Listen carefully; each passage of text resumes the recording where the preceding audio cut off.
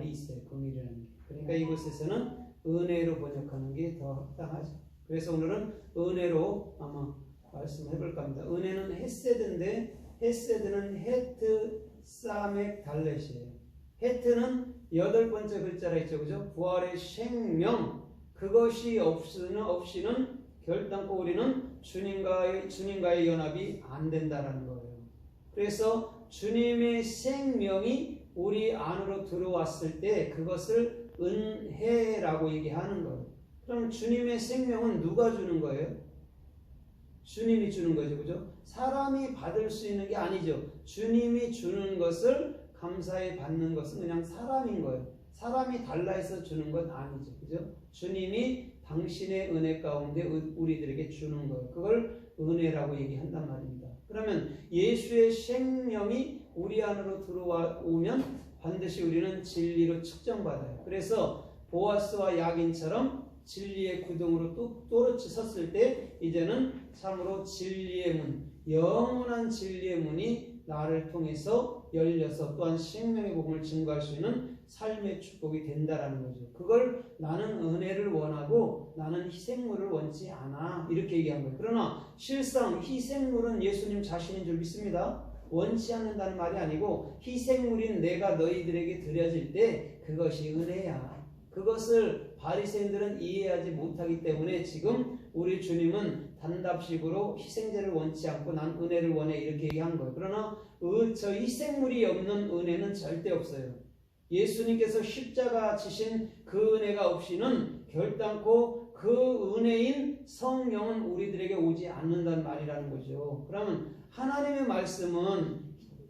말씀은 예수 그리스도는 당신이 친히 희생물도 되어주시고 우리들에게 은혜로도 오신다라고 말씀해 주는 거예요. 그런데 오늘 본문에 보면 바리새인과 서기관과 예수님과 그의 사람들 세리와 죄인들하고의 싸움인 거예요. 쉽게 말하면 율법과 복음의 싸움인데 율법은 반드시 십자가에서 다 죽는 거예요. 바리새인이든 예수 자신 또한 십자가에서 죽는 것이에요. 율법은.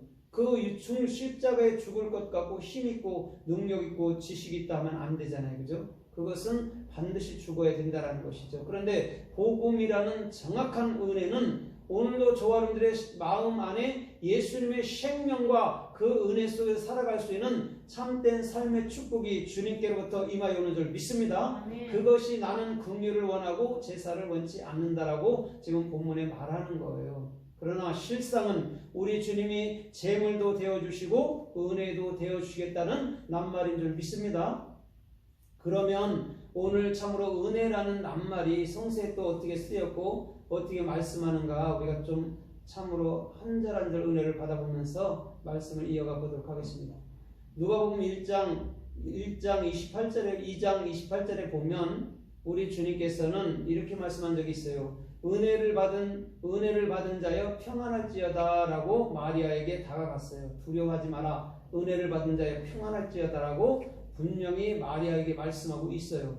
오늘 여러분 마리아는 왜냐면 그때는 직접적으로 참으로 우리 성령이 아직은 오시지 않은 그때잖아요. 그죠? 그러니까 하나님의 말씀이 있다 해도 두려울 수밖에 없는 거예요. 그런데 주님은 친히 천사들을 통해서 두려워하지 마라. 네가 은혜를 받았다. 평강할지어다. 샬롬 이렇게 얘기한단 말이에요. 그런데 여러분 참으로 샬롬이라는 평강은 전투 속에서 얻어지는 거예요. 쉽게 말하면 내 생각이 꺾였을 때 내 생각이라는 염려근심이 완전히 죽어졌을 때 그걸 평강이라고 얘기한단 말입니다. 평강은 절대 그냥 얻어지는 게 아니에요. 전투 속에서 얻어지는 거예요. 저와 여러분들의 중심도 내적 중심에서부터 끊임없이 염려와 근심과의 싸움에서 승리할 수 있는 그런 샬롬의 평강이 있기를 주님의 이름으로 부탁드립니다. 아멘. 그래서 주님의 이름을 여호와 샬롬이라고 기도원을 통해서 말씀해 준 거예요. 오늘 저와 여러분들의 마음 안에도 예수님의 샬롬, 예수님의 평강이 늘 넘쳐나므로 오늘도 은혜 받은 자여 평안할지어다라는 정확한 하늘의 생명 같은 음성이 들려오기를 주님의 이름으로 부탁드립니다.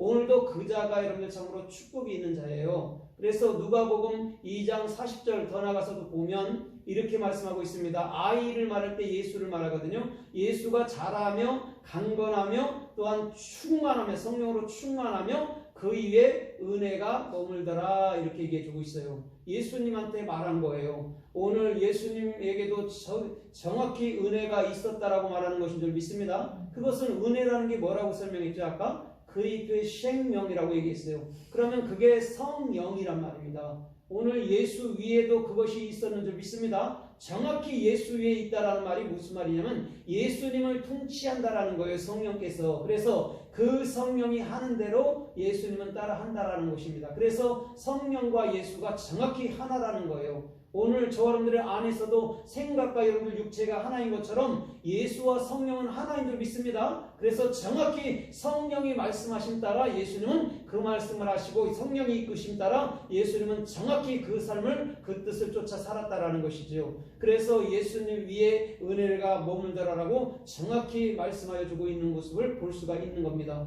오늘 저와 여러분들의 중심도 은혜이신 성령께서 함께하여 주심으로 말미암아 어떤 것에도 요동치 않냐고 주께서 이끄시고 축복해 주시는 참된 길을 걷기를 주님의 이름으로 부탁드립니다. 아멘. 그래서 주님은 은혜를 원한다 라고 분명히 얘기해 주고 있는 거예요. 사람이 내 행위로 내가 천국 갈라 한다면 그는 주님과 끊어진 자예요. 그러나 우리가 오늘도 은혜로 천국이 되고 난 이후에 은혜의 삶을 산다면 우리 주님께서는 매사에 분초마다 주님께서 원하는 참된 생명의 말씀들을 그를 통해서 허락해 주시는 놀라운 삶의 축복이 주님께로부터 임하여 오는 줄 믿습니다.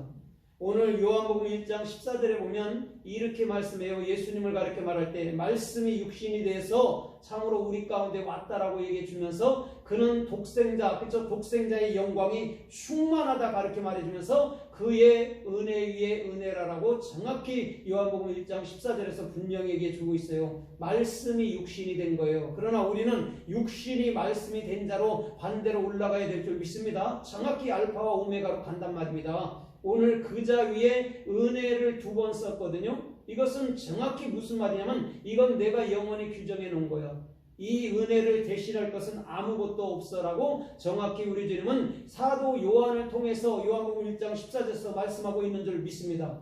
더 나아가서 요한복음 1장 16절에서는 이렇게 말해요. 그의 충만한 데서 받으니 은혜 위에 은혜라고 정확히 또 반복해서 말씀해 주고 있어요. 오늘 충만이라는 게 무엇일까요? 오늘도 그 말씀, 그 성령을 얘기해 주고 있는 줄 믿습니다. 그가 여러분들 안에 있다면 정확히 은혜 위에 은혜, 더 이상 그것을 대체할 수 없는 어떠한 것도 세상에 존재하지 않는다는 말인 줄 믿습니다. 2번 반복한 건요 굉장히 중요한 낱말이기 때문에 반복을 한 거란 말입니다. 그러면서 참으로 요한복음 1장 17절에서는 이렇게 말씀하고 있어요. 참으로 율법은 모세로부터 왔지만 은혜와 진리와 은혜는 예수 그리스도를 통해서 왔다라고 정확히 얘기해 주고 있어요.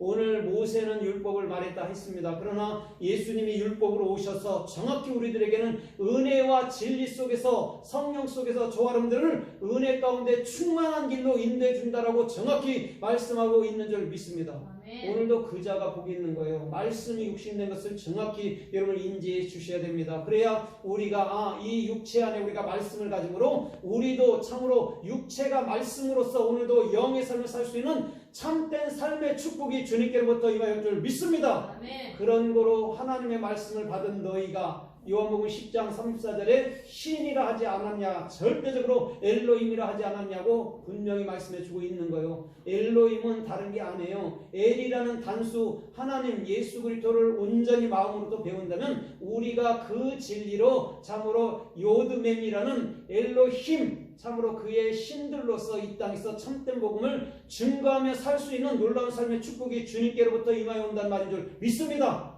오늘도 그러니 저와 여러분들의 생각과 마음을요 어떤 것이 통치하느냐에 따라서요 삶의 판도는 여러분들 천치 이렇게 천지로 여러분들 바뀌는 거예요.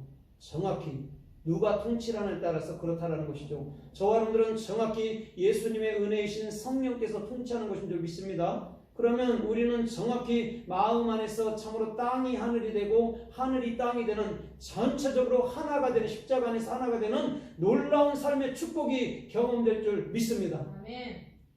로마서 1장 5절에 보면 이렇게 말씀하고 있어요. 사도 바울은 이렇게 고백해요. 내가 은혜와 사도의 직분을 받은 것은 다만 너희들의 연약함을 돕기 위함이라고 로마서 1장 5절에서 정확히 말씀해 주고 있어요. 여러분 사도 바울은요 은혜를 항상 앞세웠어요. 은혜로 내가 사도가 된 것은 이런 말이에요. 그러면 정확히 연약한 자들을 도울 수 있을 줄 믿습니다. 그러나 율법을 가진 자들은요 많은 영혼들을 정죄할 수밖에 없는 거예요. 그러나 복음은 절대 정죄하지 않을 줄 믿습니다. 오늘도 정죄하지 않는 그 자가 오늘도 주님 앞에 큰 자인 줄 믿습니다. 그 자만이 정확히 은혜를 알아서 오늘 내가 집사면 집사, 장로면 장로, 권사면 권사, 목회자면 목회자로서 여러분 평신도면 평신도로서 주님을 섬길 수 있고 영혼들을 섬길 수 있다는 거예요. 오늘 은혜의 삶이 뚜렷하기를 주님의 이름으로 부탁드립니다. 그래서 복음성가에서도 은혜로만 들어가네. 그런 여러분들 복음성가가 있잖아요. 은혜로만 들어가는 거예요. 행함은 절대 거기에 들어가 있는 게 아니에요. 우리 주님께서 십자가에서 행함으로 돌아가셨는 줄 믿습니다. 아멘. 그래서 그것을 우리 마음 가운데로 믿으면 그것을 은혜의 삶이라는 거예요. 은혜의 삶이라면 또 아무것도 안 한다는 말이 아니고 정확히 내 생각과 내 방법대로 가는 게 아니고 주께서 뜻하시는 그 삶을 살아낸단 말인 줄 믿습니다. 아멘. 오늘도 저와 여러분들 안에서요 주님은 결단코 여러분 사람의 행위를 여러분 참으로 신뢰하지 아니하고 우리 가운데서 은혜로 사는 삶만 인정해 주시는 놀라운 삶의 축복이 주님께로부터 임하여 줄 믿습니다. 로마서 3장 24절에 보면 이렇게 말씀하고 있어요. 내가 참으로 은혜로 너를 죄에서 값없이 참으로 너희를 구원했다라고 정확히 얘기해 주고 있어요. 은혜로 값없이 죄에서 구원했다라고 로마서 3장 24절에 말씀하고 있다라는 거죠. 여러분 주님 죄라는 것이 무엇이냐면 우리는 스스로 아무것도 할 수 없습니다. 우리는 스스로 아무것도 이룰 수 없습니다는 그 자예요. 그 자에게 정확히 은혜가 들어가서 구원의 은총을 허락해 주시는 놀라운 삶의 축복이 주님께로부터 임하여 오는 줄 믿습니다. 그래서 로마서 5장 20절에도 이렇게 말씀해요.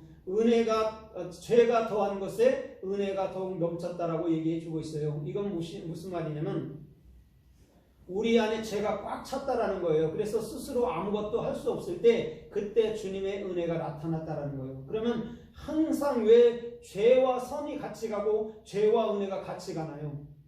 이것은 이런 거예요. 오늘 저와 여러분들이 스스로 죄인인지 알지 못한다면 우리는 은혜를 받을 수 있는 자격이 안 된다라는 거예요. 나 죄인임을 알 때에 우리 주님께서 주시는 그 은혜가 너무 커서 또한 감사하는 삶이 주님께로부터 임하여 온다는 말인 줄 믿습니다. 아멘. 오늘도 그 자가 정확히 은혜를 아는 자들이에요. 그러나 바리새인 서기관들은 본문에 봐도 그들은 절대 은혜가 필요한 자들이 아니에요. 자기 스스로 내가 바르게 살았잖아요. 11조 했잖아요. 참으로 주일 지켰잖아요.